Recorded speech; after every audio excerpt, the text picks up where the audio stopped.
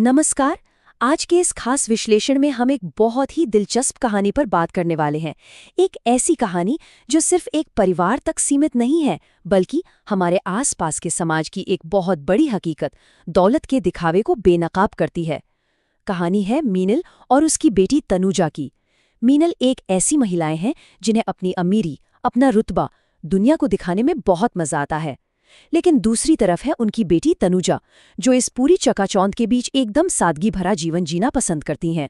The illusion of wealth यानी दौलत का ये भ्रम हमें ये सोचने पर मजबूर कर देता है कि कैसे कभी-कभी एक माँ का आलीशान लाइफस्टाइल उसकी बेटी की असल पहचान को पूरी तरह से ढक कर रख देता है। तो चलिए सीधे इस मुद्दे की गहराई में चलते हैं। मुख्य सवाल ये है कि क्या एक माँ की हद से ज्यादा खर्चीली और दिखावे वाली जीवन शैली उसकी एक बेहद सादी बेटी के भविष्य के लिए खतरा बन सकती है? देखिए, हमारे समाज में खासकर शादियों के मामले में परिवार का रुतबा बहुत मायने रखता है। लेकिन जरा सोचिए, क्या होता है जब बाहरी दिखावा इतना हावी हो जाए कि इंसान की असल सीरत किसी को नजर ही ना आए? यही वो असली संघर्ष है जिसे आज हमें इस चर्चा में समझना है। शुरुआत करते हैं हमारे पहले हिस्से से, अमीरी के बीच सादगी। चलिए देखते हैं कि एक ही घर के अंदर ये दिलचस्प डायनामिक कैसे काम करता है। किसी भी बाहरी इंसान के लिए ये समझना बड़ा मुश्किल है कि एक ही छत के नीचे दो बिल्कुल अलग दुनिया कैसे बस सकती हैं। एक तरफ है मीनल, जिनकी जिंदगी बड़ी बड़ी किटी पार्टियों, महंगी गाड़ियां बदलने और चमचमाते कपड़ों के इर्द गिर्द घूमती है, और वहीं तनुजा की दुनिया एकदम उलट है। उसे अगर किसी पार्टी में जाना हो तो वो बस एक साधारण सा लाल सूट पहनना पसंद करती है। घर के बाहर लग्जरी गाड़ियों की लाइन लगी है, लेकिन तनुजा रोज अपनी वही पुरानी रेगुलर कार चलाती है। उसे तो तेज आवाज वाले डीजे तक पसंद नहीं है। मतलब इतनी दौलत के बीच रहकर भी इस लड़की ने सादगी को चुना है। तनुजा की सोच कितनी सुलझी हुई है, ये आप उसके एक छोटे से जवाब से समझ सकते हैं। जब उसकी माँ उसे रुतबा बनाए रखने के लिए गाड़ियां बदलने को कहती है, तो उसका सीधा सा जवाब होता है, अगर मैं गाड़ियां नहीं भी बदलूंगी ना, तो भी मीनल सेठी की ही बेटी रहूंगी। ये सिर्फ कोई साधारण सी लाइन नहीं है। यह दिखाता है कि तनुजा अपनी पहचान को किसी ब्रांड या पैसों से तौलना बिल्कुल पसंद नहीं करती। वो बहुत अच्छे से जानती है कि उसकी अहमियत किसी महंगी कार से तय नहीं होती। अब बढ़ते हैं दूसरे हिस्से की तरफ, जहां बेटी को माँ के चश्मे से परखा जाता है। ये इस कहानी का पहला बड़ा सामाजिक इम्तिहान है। सच कहूं तो समाज इतनी आसानी से सच्चाई कहाँ देखता है। यहाँ तो परिवार का स्टेटस सबसे पहले तौला जाता है। होता क्या है कि जब लोलू बुआ अपने बेटे अमन के लिए शादी का रिश्ता लेकर मीनल के घर पहुंचती हैं, तो उनका ध्यान तनुजा की सादगी पर जाता ही नहीं है। उन्हें क्या दिखते हैं? एक बहुत बड़ा महल जैसा घर, बाहर खड़ी शानदार गाड़ियां और मीनल का लगातार अपने हाई क्लास होने का बखान करना। इसका नतीजा ये होता है कि लुलू बुआ तुरंत ये मान बैठती हैं कि तनुजा भी बिल्कुल अपनी माँ की ही कॉपी होगी, यानी दिखावे से भरी एक ऐसी लड़की जिसके नखरे उठाना किसी मिडिल क्लास परिवार के बस की बात है ही नहीं। यहाँ माँ के दिखावे ने बेटी की सच्चाई को मानो पूरी तरह गायब कर दिया। इस दिखावे का जो नतीजा निकला वो लोलू बुआ की इस बात से साफ झलकता है। उनका कहना था, हम तो उसकी गाड़ी में पेट्रोल भरवाते भरवाते ही दिवालिया हो जाएंगे। ध्यान दीजिए, ये एक बहुत ही गहरी और टिपिकल मिडिल क्लास चिंता है। उन्होंने तनुजा से ढंग से बात तक नहीं की, उसे समझने की कोई कोशिश नहीं हुई। बस मीनल का रुतबा देखा और अंदर ही अंदर उस रिश्ते को रिजेक्ट कर दिया। ये इस बात का परफेक्ट उदाहरण है कि कैसे हमारे पहले से बनाए हुए पूर्वाग्रह हमें जमीनी हकीकत देखने ही नहीं देते। अब आते हैं तीसरे हिस्से पर, क्लास डिवाइड क्लैश, यानी समाज के अलग अलग वर्गों के बीच का टकराव। लोलू बुआ का वो फैसला कोई इकलौती घटना नहीं थी।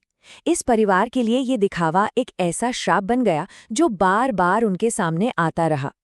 पूरे 2 साल बीत गए तनुजा के लिए एक सही रिश्ता ढूंढते ढूंढते।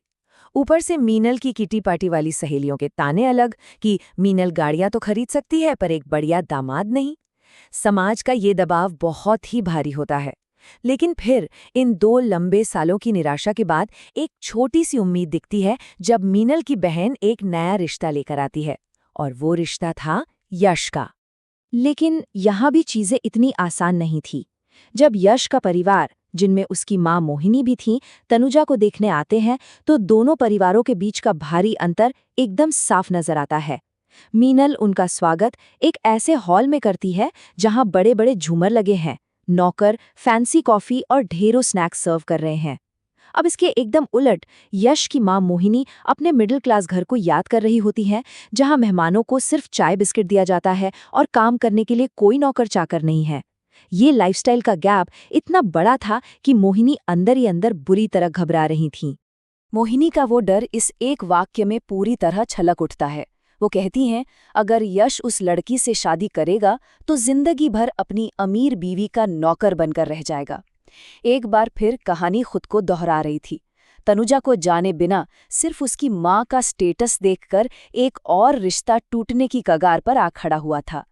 क्लास डिवाइड का ये डर इतनी गहराई तक बैठा था कि मोहिनी को तनुजा की शांति में भी किसी अमीर लड़की का घमंड ही नजर आ रहा था। और अब हम पहुंचते हैं कहानी के टर्निंग पॉइंट पर, कैफे कॉन्वर्सेशन, जहां आखिरकार सच्चाई का आमना सामना होता है। यहाँ से कहानी एकदम पलटती है। जो लड़का है यश, वो अपने माता पिता के इस डर को यूं ही आंख बंद करके मानने से साफ इनकार कर देता है। वो तय करता है कि वो खुद तनुजा से बात करेगा।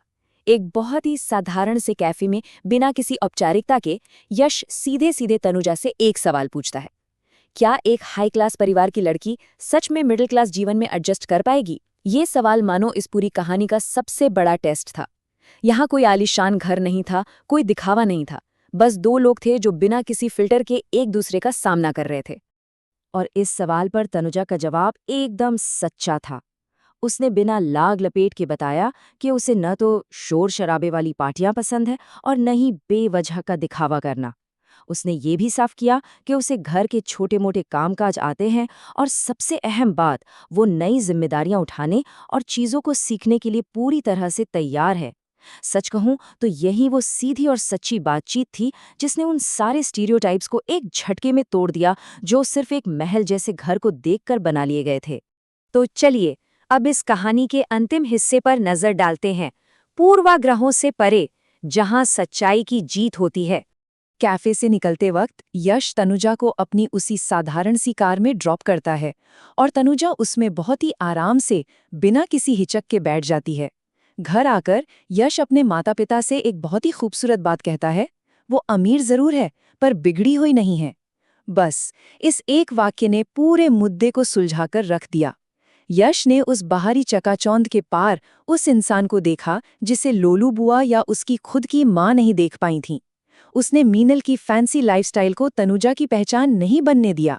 इस पूरे विश्लेषण के बाद एक बहुत बड़ा सवाल हमारे सामने आता है, समाज कितनी बार सच में अच्छे और जेन्युइन लोगों को सिर्फ इसलिए ठुकरा देता है क्योंकि हम उन्हें उनके परिवार के बैंक बैलेंस और स्टेटस के तराजू पर तौलते हैं।